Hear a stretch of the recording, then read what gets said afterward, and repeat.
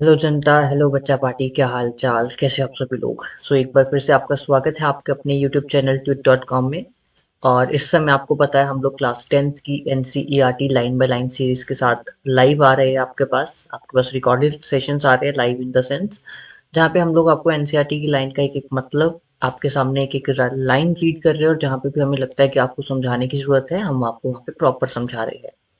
अभी तक इस सीरीज में आपके पास टोटल 2 चैप्टर हो चुके हैं, acid basis and salts and chemical reactions and equations. In case अगर जो आप लोगों ने वो चैप्टर अभी तक नहीं देखे तो what you can do is, आप लोग आपको ऊपर आई बटन दिख रहा होगा, आप सिंपली उस पर आई बटन को क्लिक करोगे तो आपके सामने प्लेलिस्ट ओपन हो जाएगी जहाँ पे सीरीज में वीडियोस अवेलेबल है। मोस्टली हम लोग एक चैप्टर को 2 वीडियोस में कवर कर रहे हैं, हम ट्राई करेंगे कि एक वीडियो में भी हो जाए ताकि आप जल्दी से जल्दी 2x की स्पीड पे देख सको। और आज हम चैप्टर शुरू करने जा रहे हैं, आपका third chapter of the series, that is your metal and non metal. ठीक है, मेटल और non metal again important chapter है, यहाँ से क्वेश्चन बनने के चांसेस बहुत अच्छे होते हैं। लाइक वाइज कार्बन तो सबसे इंपॉर्टेंट चैप्टर आपकी केमिस्ट्री का, बट ये भी एक इंपॉर्टेंट चैप्टर है, हम लोग किसी भी चैप्टर को इग्नोर नहीं कर सकते। स्टार्ट कर रहा हूँ, उससे पहले आपको मैं एक बार क्यूआर कोड दिखा दूँ कि ये हमारा क्यूआर कोड है टेलीग्राम चैनल का। अगर जो आप लोग फ्री मटेरियल लेना चाहते हैं क्लास 10th का, जैसे कि क्लास के नोट्स हो गए, देन उसके बाद वर्कशीट्स हो गई या फिर टेस्ट पेपर हो गए, तो इफ यू वांट दैट तो आप इसको क्यूआर को स्कैन कर सकते हैं गूगल लेंस से, and then you will be directed to Telegram for a group. Here in front of you आप देख सकते हैं मेटल चैप्टर। ठीक है, मेटल चैप्टर के एनसीईआरटी से स्क्रीनशॉट्स लिए गए हैं, एंड देन आपको उससे पढ़ाया जाएगा। ठीक है, इन क्लास 9 अपनी प्रीवियस क्लास में you have learned about the various elements. बहुत सारे एलिमेंट्स के बारे में पढ़ा आपने, बेसिकली आपने 1 to 10 एलिमेंट्स को स्टडी किया होगा, है ना। आपने 1 to 20 एलिमेंट स्टडी किए होंगे जहाँ तक आई एम एक्सपेक्टिंग दिस। सो उसी में से आते हैं, बेसिकली आपको उससे ज़्यादा नहीं है, एक अद्दा होता है, 1 to 30 हम लोग याद करवाते हैं। You have seen that element can be classified as metal and non metal. Metal are the substances, अगर हम सिंपल लैंग्वेज में चलें, मेटल क्या होते हैं, जिनके ऊपर प्लस की वैलेंसी होती है, जिसे आप लोग इलेक्ट्रो पॉजिटिव भी कहते हो। इलेक्ट्रो पॉजिटिव, इसका मतलब होता है इन पे कमी है इलेक्ट्रॉन की, they want electron. However non metals are the species which are electronegative, मतलब they are electron rich species. ठीक है, जैसे फ्लोरीन हो गया, क्लोरीन हो गया, इनके पास extra electron, sorry, metals are electro positive, जैसे Na पॉजिटिव हो गया, Ca2 पॉजिटिव हो गया, पॉजिटिव मतलब है इन पे एक्स्ट्रा है, ये देने की टेंडेंसी रखते हैं, है ना। जबकि जो इलेक्ट्रोनेगेटिव स्पीशीज होती है, नॉन मेटल होते हैं, they are electronegative, they have a tendency to gain the electrons. ठीक है, उल्टा बोल दिया था मैंने पहले। Think of some use of metal and non metal in your daily life, बहुत सारे यूजेस है ना। मेटल अगर जो बोलूँ कि हमारी ह्यूमन बॉडी में क्या यूज है, सपोज आपको पूछ ले कि एक बायोलॉजिकल वर्ड में उसका यूज बताइए, तो हीमोग्लोबिन में आयरन होता है, that is very important. Chlorophyll में मैग्नीशियम होता है, वो बहुत इंपॉर्टेंट है। And non metal in your daily life आपके पास ऑक्सीजन है, that is way of survival, अगर जो वो नीरो सर्वाइव नहीं कर पाएंगे आप लोग, है ना, तो बहुत सारी गैसेज है ऐसे। Which property did you think while characterising element as metal and non metal, तो वैलेंसी को हम लोग चेक कर सकते हैं, हम लोग कुछ फिजिकल प्रॉपर्टीज देखते हैं जो कि सब में नहीं होती, मोस्ट ऑफ द मेटल्स में देखी जाती है, जैसे कि सोनरस हो गया, डक्टिलिटी होगी, मेलिबिलिटी होगी, आगे हम पढ़ेंगे ये सब कुछ। Let us look at some of this property. तो पहले हम फिजिकल प्रॉपर्टीज का डील करेंगे, देन हम लोग केमिकल प्रॉपर्टीज पे मूव ऑन करेंगे।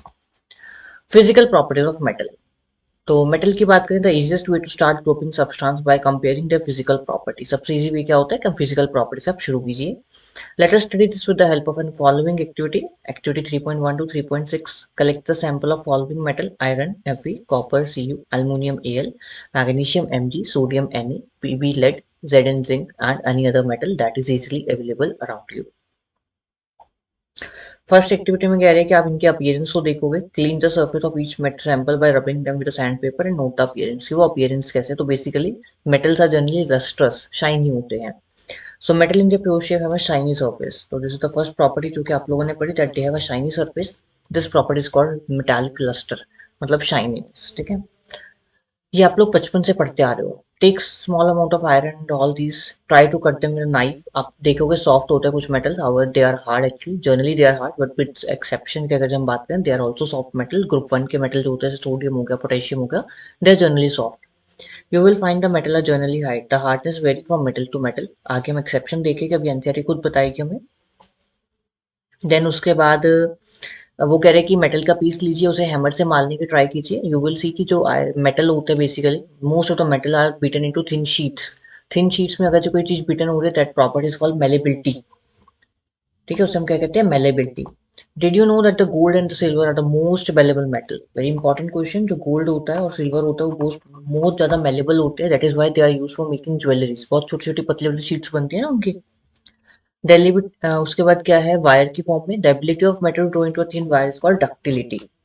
ये पूछ लेते हैं, ठीक है, एग्जामिनर आपसे, देन यू कांट से कि ये कहाँ से आया है, तो ये आपको पता होना चाहिए कि ये कहाँ से आ रहा है, ठीक है। अभी तक आपने क्या क्या पढ़ी, एक बार समराइज करवाता हूँ आपने। सबसे पहले आपने लस्टर पढ़ा कि वो लस्टरस होते हैं, देन आप लोगों ने हार्डनेस देखी है, ठीक है। उसके बाद आप लोगों ने क्या देखा है, मेलिबिलिटी देखी, MALL। देन आप लोगों ने डक्टिलिटी देखी, ठीक है। ये प्रॉपर्टीज आप लोगों ने अभी तक पढ़ी। एंड जैसे वहां पर बताया था, silver and gold are more malleable metal, similarly gold is very ductile metal. You will be surprise to the wire of about 2 kilometre length can draw from 1 gram of gold. Very interesting question आ सकता है MCQ में, कि basically कितने kilometre की wire आप लोग किससे बना सकते हो, 1 ग्राम गोल्ड से बना सकते हो। मेक श्योर 1 ग्राम से 2 किलोमीटर, अगर उन्होंने वैल्यू चेंज कर दी 2 ग्राम तो 4 किलोमीटर हो जाएगी, उस पर ध्यान देना पड़ेगा आपको। It is because of their malleability and ductility these metal can be given shape and according to their need, ठीक है। तो that is why ज्वेलरी में यूज होते हैं। क्वेश्चन आता है why metals such as silver, gold are used in making jewelry, तो they are malleable and ductile। Can you name some metal that are used for making cooking vessels? आप तो पता ही है, स्टील यूज होती है, copper use होता है, brass use होता है। However brass is an alloy, है ना। और एल्यूमिनियम यूज किया जाता है बर्तन को बनाने में, ब्रॉन्ज यूज किया जाता है, again that is an alloy. Do you know why these metals are used for making vessel? Because they are a good conductor of heat, ठीक है, उनसे हीट पास ऑन हो जाती है। Let us do the following activity। Metal की road लीजिए, उसे heat कर लीजिए। यू विल सी कि जो आपने एंड जहाँ पे आप लोगों ने रोड के नीचे बर्नर रखा था, उसका जो अपोजिट एंड है वहां तक हीट आपकी क्रॉस कर जाएगी। मतलब सपोज अगर जो आप यहाँ से गर्म कर रहे हो इसे, तो you will feel the heat here. इन्होंने वैक्स लगाया, वैक्स मेल्ट हो जाएगी। The above activity show that the why wax, क्योंकि आप लोग हाथ नहीं लगा सकते, बहुत ज्यादा गर्म हो जाएगा metal. The above activity show that the metal are good conductor of heat and high melting point। Metals के पास कैसा एमपी होता है, हाई एमपी होता है। रीजन आप इसके बाद में पढ़ोगे। The best conductor of heat is silver and copper. तो यहाँ पे लिख दिया इन्होंने that silver and copper is a very good conductor of heat. However this is important, question यहाँ से बनता है। गुडनेस पे अभी नहीं क्वेश्चन बनता, एक्सेप्शन के ऊपर क्वेश्चन बनता है, कि बताइए कि ऐसे कौन से मेटल होते हैं जो कि पुअर कंडक्टर होते हैं हीट के, that is lead and mercury, ठीक है। मर्करी का यूज होता है, that is it is liquid at room temperature, बाकी सारे सॉलिड होते हैं। तो ये एक और एक्सेप्शन है मर्करी के। और दूसरी बात जो होता है, mercury is used in thermometers, है ना। उसके बाद इलेक्ट्रिसिटी के ऊपर चले तो yes, most of the metals are good conductor of electricity. You must have seen that the wire that carry current in your house have a coating of PVC, polyvinyl chloride. आप लोगों ने इसकी manufacturing पढ़ी है chloro alkali process में, जो chlorine होता है वो पीवीसी बनाने के काम आती है। और rubber like material, why are electricity wire coated with such substance, क्योंकि उसमें इलेक्ट्रॉन्स का फ्लो हो रहा है, और अगर जब उसे टच करोगे तो आपको करंट लगेगा। However plastic is a bad conductor of electricity. What happens when metals strike a hard surface? Do they produce a sound? Yes, they produce a sound. This property is called sonorous. Can you now say why school bells are made of metal? क्योंकि they have a property of being producing a sound, that is sonorous, sonorability, ठीक है। तो ये आपके पास properties हो गई। Non metal की बात करें तो in the previous chapter you have learn that there are very few non metals as compare to metal. Metal ज्यादा है हमारे पास हमारे पीरियोडिक टेबल में। Some of the example of non metal are carbon, silicon, phosphorus, iodine, oxygen, hydrogen etcetera. However hydrogen is yet not metal, non metal complete, वो confused है gas है। The non metal are either solid और gases except bromine. Non जो होते हैं solid भी हो सकते हैं, गैसेस भी हो सकते हैं। हाउएवर ब्रोमीन इज लिक्विड, ठीक है, this is very important. Do non metal have physical properties similar to metal? No, उनकी बिल्कुल अपोजिट प्रॉपर्टीज होती है, ठीक है। यहाँ पे उन्होंने कहा है कि आपको कार्बन के, ये बहुत इंपॉर्टेंट है, आप आगे चैप्टर में पढ़ोगे। These are the allotropes of carbon, या फिर different forms of carbon, you can say different forms of carbon, ठीक है। ये सारे मेटल लेने हैं आपको। On the basis of the observation, table 3.1 discuss the physical property of metal and normals in the class. You must have concluded that we cannot group elements according to their physical property alone, as there are many exceptions. जैसे कि all metal except mercury exist as solid. Very first exception is कि जो mercury होता है वो liquid होता है, मैंने आपको बताया। You have observed that the metal have high MP point, but gallium and cesium very low. Melting point, ठीक है। The two metals will melt if you keep it on the palm, अगर आप उसे पाम पे भी रखते हो अपने, है ना, तो हथेली पे रखोगे तो it will melt. Iron is a non metal but it is lustrous, however non metals are not lustrous, वो चमकते नहीं है, बट आयरन चमकता है। Carbon is a non metal that can not exist, that can exist in different form, even the form of each and every form of is called allotropes, ठीक है। इस पे क्वेश्चन आता है आपके पास from chapter number 4। Diamond and allotrope of carbon is the hardest substance, जबकि non metal soft होते हैं, ये हार्ड है। And very high MP boiling point. Graphite another allotrope of carbon is a good conductor of electricity, जबकि जो carbon है non metal है, that is a bad conductor, but ये गुड कंडक्टर है, ठीक है। तो डायमंड के ऊपर है, ग्रेफाइट के ऊपर है, mercury, gallium, caesium, diamond, graphite. Alkali metal like lithium, ये सारे ग्रुप 1 के मेटल है, sodium, potassium, they are group 1 metal. Group 1 क्या होता है, जो आपने पीरियोडिक टेबल ले लिया उसमें जो फर्स्ट वर्टिकल लाइन है उसे हम ग्रुप 1 कहते हैं। Are so so that they can be cut with knife, they have a low density and low melting point. Elements can be more clearly classified as metal and non-metal on the basis of chemical property. आपके पास chemical property के लिए क्या है, उन्होंने take a magnesium ribbon and some sulfur powder, burn the magnesium ribbon, colored the ashes formed and dissolved them in the water. Ashes का मतलब क्या होता है, जो भी आपके पास राख बनी। मैग्नीशियम ऑक्साइड जो होता है वो पाउडर फॉर्म बनता है, तो उस पाउडर फॉर्म को आपको क्या करना है, इकट्ठा करना है। Test the resultant solution with both red and blue litmus paper. तो क्योंकि मैग्नीशियम है, मैग्नीशियम ऑक्साइड बनेगा, that is basic in nature. Sulphur है, सल्फर ऑक्साइड होगा तो वो एसिडिक इन नेचर होगा।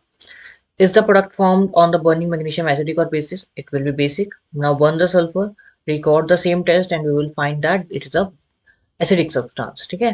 ये हम लोग पिछले में पढ़ के आ चुके हैं। Non metal produce acidic oxide when dissolved in water, on the other hand metal produce basic oxide. You will be learning about more about these metals in the next section.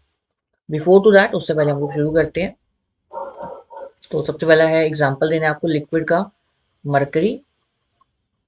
उसके बाद cut with knife is lithium, potassium, sodium, ठीक है, etcetera. इस best conductor of heat, सबसे best conductor of heat आप लोगों ने पढ़ा भी, क्या होता है, you can recall it, that is a silver, ठीक है। Silver is a very best conductor of heat. उसको अगर हम बात करें पुअर की, that is mercury and lead, ठीक है। ये पुअर कंडक्टर्स होते हैं आपके। Explain with the help of meaning malleability and ductility. Malleability मतलब थिन शीट्स और डक्टिलिटी मतलब थिन वायर्स में बनवाना। Moving on to the chemical properties of metal. We will learn about the chemical properties of metal in the following section 3.2.1 to 3.2.4. For this, collect a sample of metal like aluminum, copper, iron, lead, magnesium, zinc and sodium. What happens when metal is immersed in air? अगर जब magnesium को air में जलाओगे तो क्या होगा, magnesium oxide बनेगा। तो किसी भी सब्सटेंस को अगर हम एयर में जलाएंगे तो उसका ऑक्साइड बन जाएगा।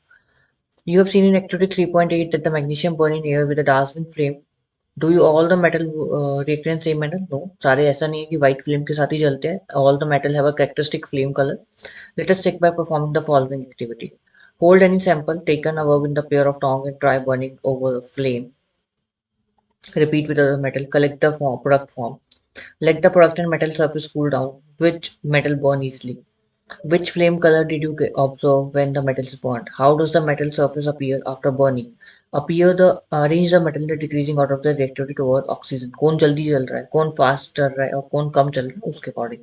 Are the product soluble in water, क्या जो प्रोडक्ट बना है वो सॉल्युबल है वाटर में या नहीं। Almost all metal combine with oxygen to form metallic oxide. मैंने आपको बताया जर्नल रिएक्शन क्या होती है, कि मेटेलिक ऑक्साइड बन जाएगा आपका। जैसे कोई एग्जांपल यहाँ दे रखा है, कॉपर 2 इज हीटेड, है ना, तो give a black colour substance. हमने फर्स्ट चैप्टर में एक्टिविटी पढ़ी थी कि उन्होंने कॉपर लिया था जो कि ग्रेइश कलर का होता है, व्हाइट कलर का होता है, and it will burn to produce black colour substance called magnesium oxide, copper oxide. Similarly aluminium है, एल्यूमिनियम ऑक्साइड बना देगा। Recall in chapter 2 how copper oxide react with HCl gas, है ना, उससे क्या हुआ था कि आपके पास कॉपर रिकवर हो गया था, कॉपर क्लोराइड बना था, सॉरी, जो कि बेसिक इन नेचर था। But some metal oxide such as aluminium oxide, zinc oxide, है ना, हमने वहां पढ़ा था कि कुछ मेटल ऐसे होते हैं जो सिर्फ एसिड से रिएक्ट करते हैं, बेसिस से रिएक्ट नहीं करते। But there are metal, most of the metal जो होते हैं वो सिर्फ एसिड से रिएक्ट करते हैं, बेस से नहीं करते। But there are few metals जो कि एसिड और बेस दोनों से रिएक्ट करते हैं, जैसे कि आपके पास एक है aluminium, Al2O3, such an oxide which can react with both acid as well as base, क्योंकि एसिड और बेस दोनों से रिएक्ट कर रहा है। Such acid oxides are called amphoteric oxide, और इसके ऊपर क्वेश्चन देखा जा चुका है बोर्ड में बहुत बार। तो Al2O3 जो है वो HCl से रिएक्ट करके AlCl3 बना देगा प्लस वाटर। एंड जैसे वहां पे सोडियम जिंकेट बना था, यहाँ पे सोडियम एल्यूमिनेट बनेगा। ठीक है, aluminium oxide plus NaOH give rise to sodium aluminate plus water. Most metal oxides are insoluble in water, तो they are insoluble in water. ठीक है, because of some of them dissolve in water to form alkali, है ना, क्योंकि वो क्या है, bases है, तो bases will form alkali. Sodium oxide and potassium oxide dissolve in water to produce an alkene. ये रिएक्शन बहुत इंपॉर्टेंट है। तो उन्होंने कहा वैसे तो रिएक्ट नहीं करेगा वो, है ना, इनसॉल्युबल होता है, but metal oxide like sodium oxide, potassium oxide, they are soluble in water. We have observed in activity 3.9 जो आपने अभी करी, that all metal do not react with oxygen at same rate. Different metals show the different reactivity toward oxygen. Metals such as potassium, sodium are very reactive, है ना। अगर जब इसको ऐसी रखोगे ऐसी आग लग जाएगी। So they are kept in a wax bottle or colored bottles।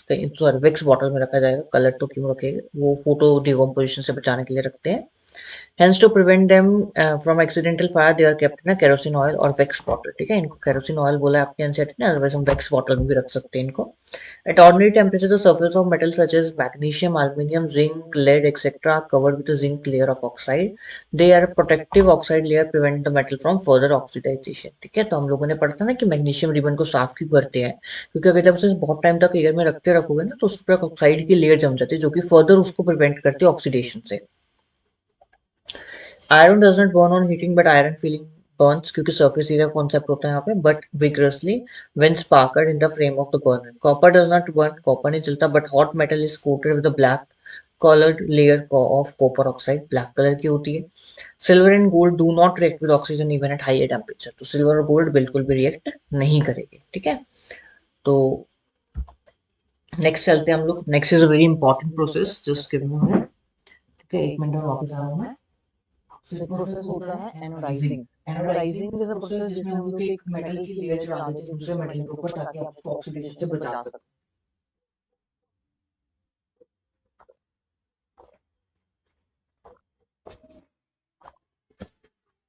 So anodizing is the process of forming a thick oxide layer of aluminium. तो मैंने बोला मेटल के ऊपर मेटल चढ़ा रहे हैं, तो यहाँ पे कौन सा मेटल यूज कर रहे हैं, एल्यूमिनियम यूज कर रहे हैं।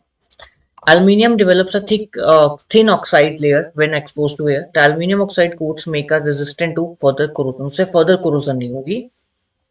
The resistance can be improved further by making the oxide layer thicker। इसे मोटा बना दीजिए।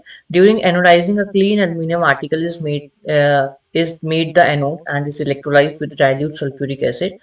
The oxygen gas evolved at node react with aluminum to make a thicker protective oxide layer, Al2O3 बना देगी।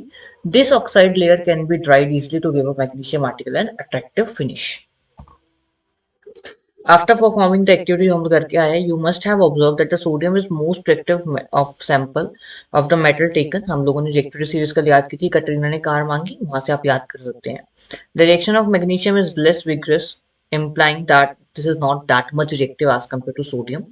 But burning in oxygen does not help us decide about the reactivity of zinc, iron, copper, and lead। Let us try some other reaction to arrive at the conclusion about the order of reactivity of these metals। So now reaction of metal oxides with water।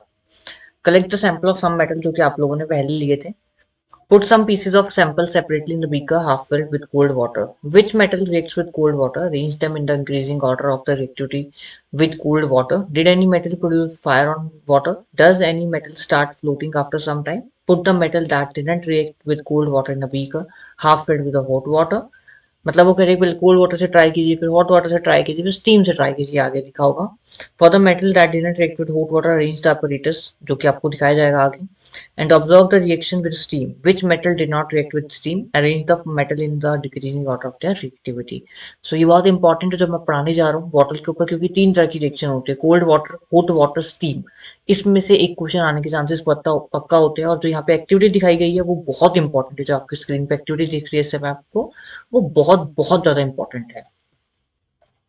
Metal react with water and produce metal oxide and hydrogen gas। Metal oxide that are soluble in water dissolve in it further form metal hydroxide, but all metal did not। ठीक है, metal like potassium, sodium react violently with cold water। बड़ा खतरनाक तरीके से react करते हैं दोनों metal जो होते हैं, sodium and potassium, because they are highly reactive. In case sodium and potassium they, sodium तो इवन फायर भी कर सकता है, फायर कैच कर लेता है वो। The reaction is so violent and exothermic that the evolved hydrogen immediately catches fire. ठीक है, बहुत जल्दी फायर कैच करते हैं, ये बहुत इंपॉर्टेंट रिएक्शन है आपके पास। The reaction of calcium with water is less violent. ठीक है, रिएक्शन होगी बट इतनी खतरनाक नहीं होगी। The heat evolved is not sufficient to catch fire. But जो कैल्शियम जो होता है ना, वो फ्लोट करने लग जाता है पानी के ऊपर। वाई? रीजन बीइंग, जो ये हाइड्रोजन गैस बनी है ना, ये बबल क्रिएट करते हैं, उसको ऊपर ले आती है। तो calcium plus water give rise to calcium hydroxide and water. The calcium start floating because the bubble of hydrogen gas form stick on the surface of metal. और गैस है तो हल्की होगी, ऊपर आने की ट्राई करेगी। Magnesium do not react with cold water. तो आपने पढ़ा सोडियम पोटेशियम कैल्शियम रिएक्ट कर रहा है। Magnesium bubbles do not react with cold water, it reacts with hot water to form magnesium hydroxide and hydrogen. It also starts floating due to a bubble of hydrogen gas stick on it. ठीक है, तो magnesium and calcium are the two metal जो कि आपको given है, जो कि क्या करते हैं, आपके सरफेस पर आना शुरू हो जाते हैं। बट क्वेश्चन पूछा जा सकता है कि एक मेटल है जो कि कोल्ड वाटर से रिएक्ट नहीं कर रहा, हॉट वाटर से रिएक्ट कर रहा है और पानी भी ऊपर आ रहा है। सपोज आपने पढ़ा हुआ है कैल्शियम के बारे में, मैग्नीशियम का टर्म पढ़ रही नहीं आपने, तो आप कैल्शियम लिखाओगे, जो कि वहां पे गलत हो गया। ठीक है, metal like aluminium, iron, zinc do not react either with cold water और हॉट वाटर। तो उसके लिए हमें अपरेटस सेट करना पड़ेगा। कि अपरेटस में क्या करना है, आपने एक टेस्ट ट्यूब लेना है, उसे इन्वर्टेड रखना है। यहाँ पे आपने एक ऊन का गोला लेना है, ऊन के गोले में पानी भर देना है, मतलब उसे ऊपर पानी में डुबोना है। देन उसको बर्नर के ऊपर लगा देना है। आपका क्या होगा, स्टीम बननी शुरू होगी। आप यहाँ पे मेटल का सैंपल प्लेस करोगे, जैसी स्टीम इससे रिएक्ट करेगी कुछ होगा और हाइड्रोजन गैस वगैरह निकलने के चांसेस है। तो गैस यहाँ से इकट्ठी होगी, यहाँ से जाती हुई, यहाँ से जाती हुई, यहाँ चली जाएगी और फाइनली यहाँ पे आ जाएगी। तो ये पानी जो होता है ना, पहले पूरा भरा हुआ होता है, तो धीरे धीरे क्या होता है कि पानी नीचे की तरफ आना शुरू हो जाता है। यहाँ पे आपका बीकर के लेवल पानी में बढ़ जाएगा, जबकि गैस यहाँ इकट्ठी होनी शुरू हो जाएगी। This is also called downward displacement of water. This is called, यहाँ पे लिख रहा हूं मैं, डाउनवर्ड डिस्प्लेसमेंट ऑफ वाटर। ठीक है, इसे डाउनवर्ड डिस्प्लेसमेंट ऑफ वाटर भी कहते हैं। But they react with steam, और स्टीम के साथ भी आपको बनाएगा तो ऑक्साइड Al2O3 Fe3O4 और साथ में हाइड्रोजन गैस का इवोल्यूशन होगा। But the metal like lead, आपके जो मेटल है लेड, कॉपर, सिल्वर, गोल्ड, जो लीस्ट रिएक्टिव मेटल है, they do not react with water at all. ठीक है, what happen when metal reacts with acid? You have already learned that the metal reacts with acid to give salt and hydrogen gas। हमने पीछे पढ़ा था, metal जैसे आप लोग ले लो Na ले लो प्लस HCl एक एसिड ले लो, you will get NaCl plus hydrogen gas. ठीक है,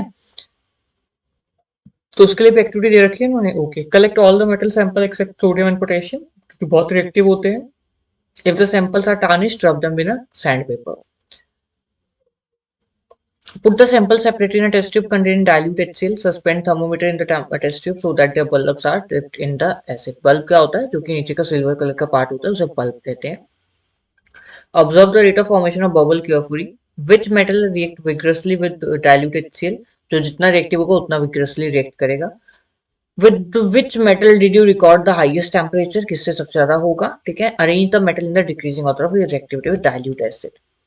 Write equation for the reaction of magnesium, aluminium, zinc and iron with the dilute HCl। लिख लेते हैं एक बार। Magnesium plus HCl give rise to magnesium chloride, MgCl2 plus hydrogen gas। Al plus HCl give rise to AlCl3 plus hydrogen gas। Zn plus HCl will give rise to ZnCl2 plus hydrogen gas। Iron, Fe plus HCl give rise to FeCl3 plus hydrogen gas। Hydrogen gas is not evolve when a metal reacts with nitric acid. Very important point, अगर जब किसी भी metal को, let us से मैंने iron को या फिर एल्युमिनियम को हम लोग रिएक्ट करा देते हैं निट्रिक एसिड के साथ, HNO3 जो निट्रिक एसिड, तो क्या बनेगा यहाँ पे, सबसे पहले तो AlNO3 होल थ्राइस, है ना, ये बनना चाहिए। और यहाँ पे साथ में क्या होगा कि जब आपका सॉल्ट बनेगा, वो सॉल्ट तो बन रहा है साथ में, बट यहाँ पे क्या होगा कि जो ये नाइट्रोजन डाइऑक्साइड थी ना, जो नाइट्रोजन ट्राइऑक्साइड थी, ये एज ऑक्सीडाइजिंग एजेंट वर्क करती है। जो हाइड्रोजन निकलनी चाहिए थी, उसे ऑक्सीजन देकर उसको वाटर बना देती है। ठीक है, तो इट है because of HNO3 is a strong oxidising agent, it oxidises hydrogen to produce water and itself reduce to the any of the nitrogen oxide like N2O, NO और NO2। तो Al और साथ में आपकी NO2 वगैरह gases भी देखने को मिल सकती हैं। बट मैग्नीशियम, ये इंपॉर्टेंट है यहाँ पे, magnesium and manganese react with very dilute HNO3 to evolve H2। वैसे तो नहीं निकलेगी, बट अगर जो मैग्नीशियम और मैंगनीज ले लोगे तो आपको H2 गैस देखने को मिलेगी HNO3 के साथ भी। You must have observed the rate of formation of bubble was the faster in case of magnesium. The reaction was also the most exothermic in this case. The reactivity decreases in the order magnesium, zinc, aluminium, zinc, iron. In the case of copper, no bubble are seen and the temperature also remains same. This shows that the copper doesn't react with HCl at all. ठीक है?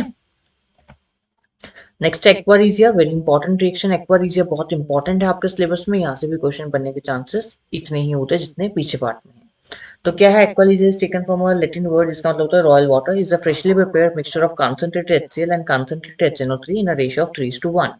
ये ratio और acid का नाम series में होना चाहिए, ऐसा नहीं कि आप पहले कंसंट्रेटेड नाइट्रिक एसिड लिख रहे हो फिर HCl लिख रहे हो और उसकी रेशियो 3:1 दे रहे, that is wrong. HCl and then HNO3 into ratio 3:1।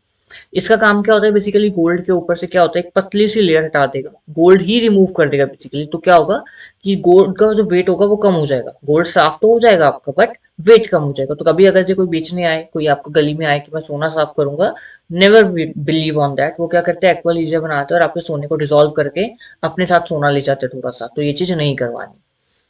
Aqueous is a highly corrosive fuming liquid. It is one of the few reagents that is able to dissolve gold and platinum. Even platinum तक तो ये dissolve करवा सकता है। How do metal react with solution of other metal salt to a clean wire of copper and iron? नहीं, ठीक है, लेनी ये आप वही है डिस्प्लेसमेंट रिएक्शन, ये आपको मैं बताऊंगा नहीं, हम लोग पढ़ चुके हैं फर्स्ट चैप्टर में। अगर आप लोगों ने फर्स्ट चैप्टर नहीं देखा तो आप देख सकते हैं। ये डिस्प्लेसमेंट रिएक्शन का बता रखा है यहाँ पे। Reactive metal can displace the less reactive metal from the compound of the solution or molten form. We have seen in the previous section that all metals are not equally reactive. We checked the reactivity of the various metals with oxygen and water or acid, but all metals do not react with these reagents. So we were not able to put all the metal sample we had collected in decreasing order of their reactivity. Displacement reaction studied in chapter 1 जो मैंने आपको बताया give better evidence for the reactivity of metal. तो metal ए होगा plus salt of B होगा तो salt of ए बन जाएगा और metal B as it is बाहर निकल जाएगा। Here is the reactivity series in front of you. The reactivity series in the list of matter arranged in the order of the decreasing activity after performing displacement experiment. The following table is formed. ठीक है, इस table को बना दिया गया। Now moving on to your NCERT solutions पे चलते हैं। NCERT solution सबसे पहला आपका क्वेश्चन कह रहा है that why is sodium kept immersed in kerosene oil, क्योंकि सोडियम जो बहुत ज्यादा रिएक्टिव मेटल होता है एंड वंस सोडियम अगर जो एयर के कांटेक्ट में आ गया तो it will even catch fire, ठीक है, दैट इज आल्सो कैल्शियम में रखा जाता है। आयरन विद स्टीम की बात करें तो आयरन प्लस H2 हो जाएगा तो Fe2O3 हो जाएगा और हाइड्रोजन गैस बनेगी। कैल्शियम एंड पोटेशियम भी होता है तो कैल्शियम ऑक्साइड बना देगा हाइड्रोक्साइड और H2 गैस के साथ हीट निकलेगी और पोटेशियम है KOH बना देगा तो hydrogen gas plus water. Then चलते हैं, आपके पास 4 सैंपल है, okay, iron sulphate, copper sulphate, zinc sulphate and silver nitrate. Okay, use the table above to answer the following question, which of the following is most reactive. तो B के साथ iron sulphate reactivity दिखा रहा है, ए दिखा रहा है copper के साथ। आयरन और कॉपर में से कौन सा ज्यादा रिएक्टिव है? आयरन, फेकोनी है ना, तो सॉरी आयरन होता है, ट्रिक होती है जो मैंने अभी बोला, वो हम 1 to 30 को याद करने में यूज करते हैं।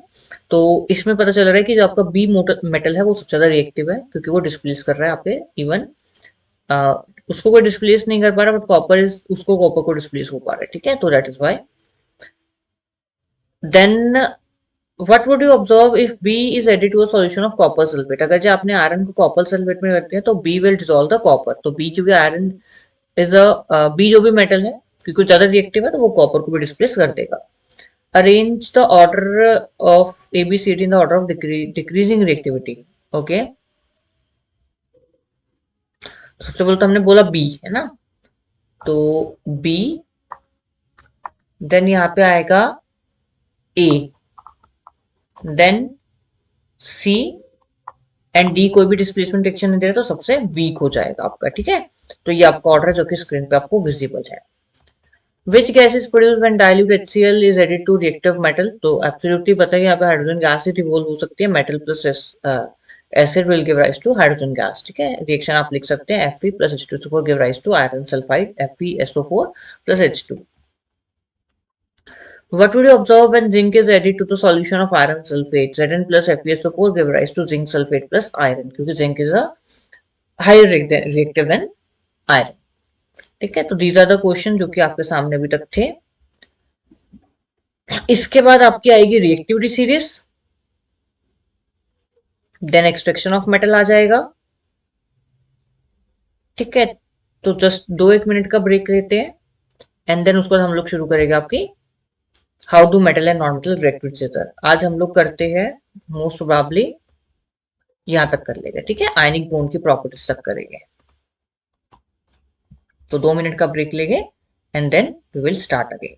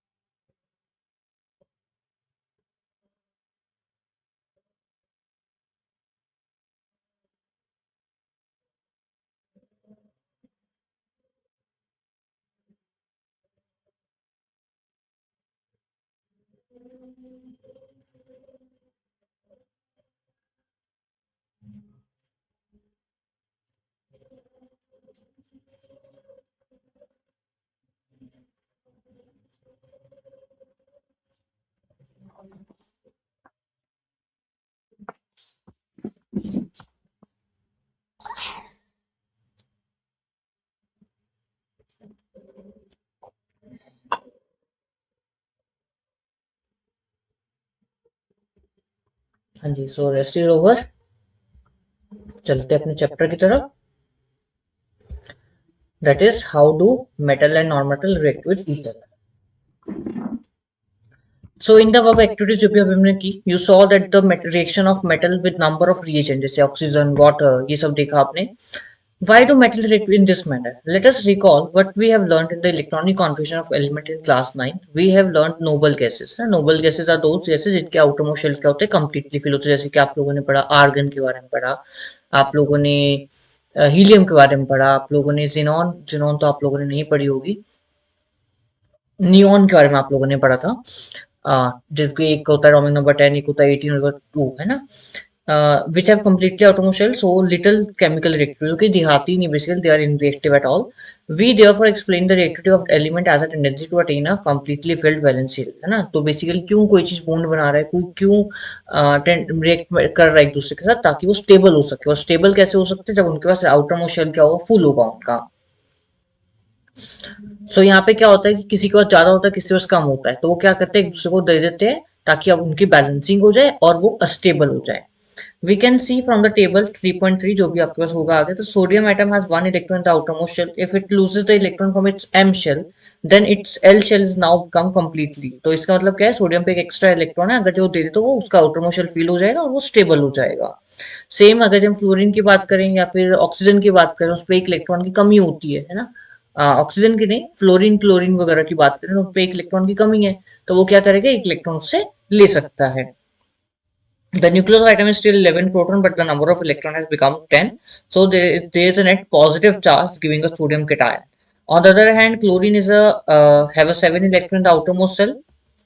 ये आपके कॉन्फ़िगरेशन जो कि आप क्लास 9 में पढ़ के आ चुके हो। And require only 1 electron to complete its octet. Octet मतलब 8 electron. If sodium and chlorine were to react, the electron lost by sodium, जो सोडियम ने इलेक्ट्रॉन छोड़ा वो कौन ले लेगा, क्लोरीन ले लेगा, और दोनों स्टेबल हो जाएंगे। आफ्टर गेनिंग एन इलेक्ट्रॉन तो एक कंपाउंड बना देंगे, क्या बनेगा, NaCl, sodium chloride. The chlorine atom get a unit negative charge because its nucleus is 17 proton and there are 18 electron. Proton 17 है, इलेक्ट्रॉन 18 है, नेगेटिव चार्ज ज्यादा होगा तो उसमें नेगेटिव चार्ज लग गया। This gives a chloride anion Cl negative. So both these elements can have a give and take relation between them, और यहाँ पे complete transfer हो रहा है। तो जो ये बॉन्ड बनेगा इनके बीच में, this is called ionic bond. ठीक है, the bond form between them is they are called ionic bond. क्यों, क्योंकि यहाँ पे क्या हो रही है, कंप्लीट शेयरिंग हो रही है।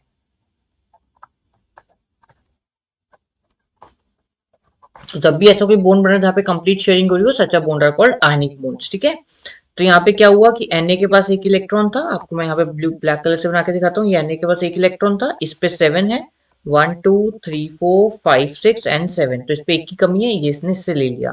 सो एज रिजल्ट आपके पास एक स्ट्रक्चर बन के, this is called electron dot structure, and they are also called Lewis structure. इनको हम लुईस स्ट्रक्चर भी कहते हैं, Lewis structures given by scientist Lewis. ठीक है, Lewis electron dot structure. Sodium and chloride ion being oppositely charged attract each other and held by strong electrostatic force. इनके बीच में फोर्स कौन सा लग रहा है, इलेक्ट्रोस्टैटिक, क्योंकि इलेक्ट्रॉन्स की ट्रांसफर हो रही है कहीं ना कहीं, पॉजिटिव नेगेटिव चार्ज हो रहा है, और ऐसा जो चार्जेस की वजह से फोर्स होता है उसे इलेक्ट्रोस्टैटिक फोर्स कहते हैं। आप लोगों ने लोअर क्लासेस में पढ़ा हुआ है। तो एग्जिस्ट है sodium chloride. It should be noted that the sodium chloride doesn't exist as a molecule but aggregates of oppositely charged ion. Now let us see one more ionic compound. अब इन्होंने देखो कहीं आयनिक की डेफिनेशन नहीं बताई, उन्होंने बोल दिया कि कैसा कंपाउंड है, आयनिक कंपाउंड है। क्यों, क्योंकि इसके अंदर आयनिक बॉन्ड्स बन रहे हैं। Magnesium chloride MgCl2। ठीक है, एक बार हम खुद बना के देखते हैं। मैग्नीशियम की बात करें, मैग्नीशियम के आउटर मोस्ट शेल में 2 इलेक्ट्रॉन्स फ्री पड़े हुए होते हैं। ठीक है, और क्लोरीन के पास अभी हमने कितना पढ़ा कि एक होएगा, इस पे एक है, एंड सपोज यहाँ पे एक और क्लोरीन है, 1 2 3 4 5 6 7। एक इलेक्ट्रॉन यहां से यहां चले जाएगा और एक इलेक्ट्रॉन यहां से यहां चले जाएगा, तो एज अ रिजल्ट क्या हो जाएगा आपका Mg, और यहां पे बन जाएगा आपका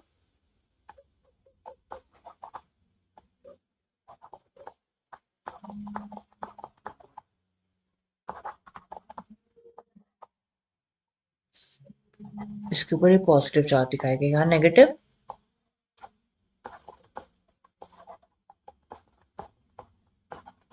ठीक है, ये आपका अगेन नेगेटिव, तो MgCl2 हो गया। ठीक है, आगे देखते हैं, यही बना हुआ है। सो आप देख सकते हैं यही बना हुआ है। इन्होंने एक चीज इजी कर दी कि इन्होंने ये इंस्टेंट 2 बार बनाने की जगह इन लोगों ने से एक ही बार बना दिया, तो आप वो भी कर सकते हैं। ठीक है, the compound formed in this manner by the transfer of electron from metal to non-metal are called ionic compound or electrovalent compound. What are the other name for ionic compound? They are also called electrovalent compound, क्योंकि valency और electron से कुछ लेन then है। Can you name the cation present in magnesium chloride? Cation is Mg positive. ये cation है आपका, यहाँ पे ही लिख देता हूँ मैं। This is cation and these are anions. ठीक है, प्रॉपर्टीज ऑफ आयनिक कंपाउंड बताई जा रही है, बहुत इंपॉर्टेंट है ये। To learn about the property of ionic compound, let us perform the following activity. Take a sample of sodium chloride, potassium iodide, barium chloride and other salt, NaCl, Ki and BaCl2। What is the physical property of the salt? आप colour बता सकते हो, order बता सकते हो, smell बता सकते हो, ये सब कुछ बता सकते हो, पीएच से टेस्ट करके पीएच बता सकते हो इनका।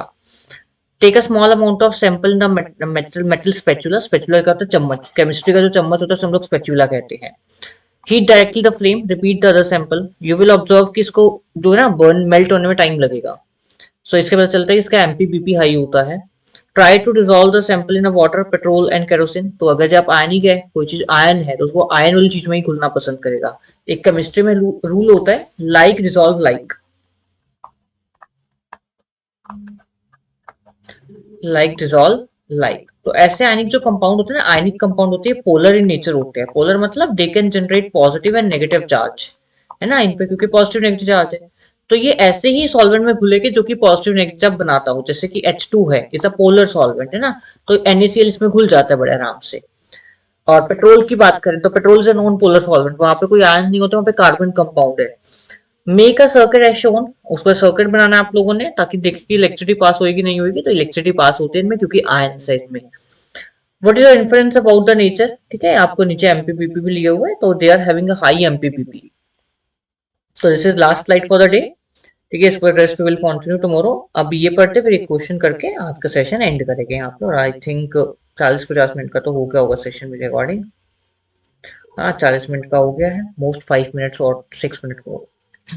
तो फिजिकल नेचर की बात करें, आयनिक कंपाउंड्स ऑफ सॉलिड और somewhat hard because of the strong force of attraction. Electrostatic forces होते हैं between positive and negative charge. These compounds are generally brittle and break into a pieces when pressure is applied. तो चूरा हो जाते हैं, ठीक है, ये सॉल्ट की तरह होते हैं पीपीटी फॉर्म में।